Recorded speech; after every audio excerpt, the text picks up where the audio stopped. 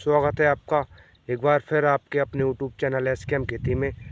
दोस्तों आज मैं आपको बताऊंगा इस वीडियो में कि धान रोपाई के बाद कितने दिन बाद खाद डालना चाहिए और कौन सा खाद डालना चाहिए, यूरिया या डीएपी या सिंगल सुपर, कौन सा खाद डालना चाहिए और कौन सा खाद बेस्ट रहता है। इस समय मैं मेरे खुद धान के खेत में खड़ा हूँ और आपको धान दिख रही हो तो, और इस धान को लगभग रुपाई करे 20 दिन के लगभग हो चुके हैं और इसमें मैंने एक जो पहला खाद डाल चुका हूँ उसके बारे में आपको बताऊंगा मैंने कौन सा खाद डाला है और कौन सा खाद डालना चाहिए। दोस्तों अगर आप एक धान की खेती करते हैं, धान के किसान हैं, तो आपको एक सबसे बहुत ज़रूरी बात का ध्यान रखना चाहिए कि जब हम धान की रोपाई करते हैं तो किसान भाई क्या करते हैं कि कुछ किसान भाई यूरिया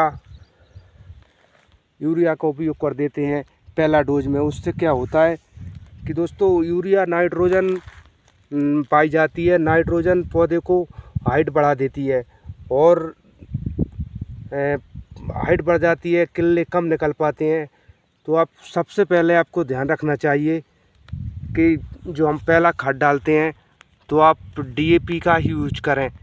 डीएपी से क्या होता है, एक ऐसा पोषक तत्व है जो कि उसमें नाइट्रोजन की मात्रा भी रहती है और फास्फोरस की मात्रा काफ़ी ज़्यादा रहती है। फास्फोरस से हमारी पौधे का विकास अच्छा होता है और काफ़ी अच्छे से फुटान करता है।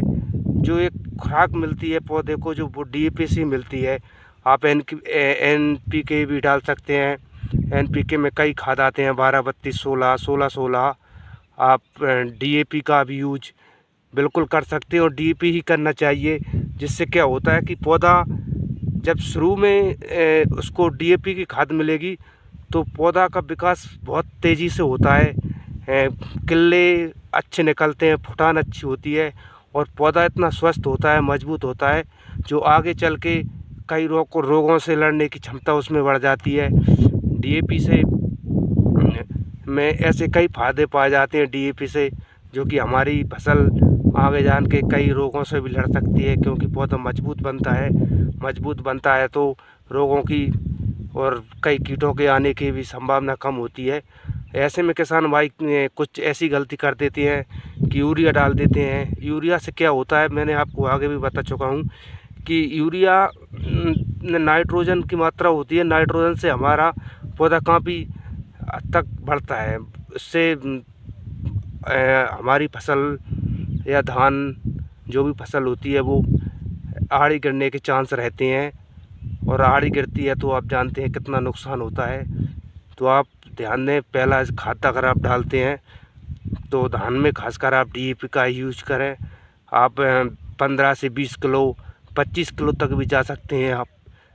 आप इसमें जिंक भी मिला सकते हैं और वो कांटा भी डाल सकते हैं। जो पहला खाद डालते हैं उसमें क्या हो जाता तरह के कीड़े होते हैं, कीड़े वो मर जाते हैं। आप सल्फर भी यूज कर सकते हैं। तो आपको ध्यान रखना चाहिए कि आप डीएपी का यूज करें। और दोस्तों आज की वीडियो में बस इतना ही, अगली वीडियो में फिर मिलेंगे। वीडियो अगर अच्छी लगी हो तो लाइक करना और चैनल को सब्सक्राइब करना। धन्यवाद।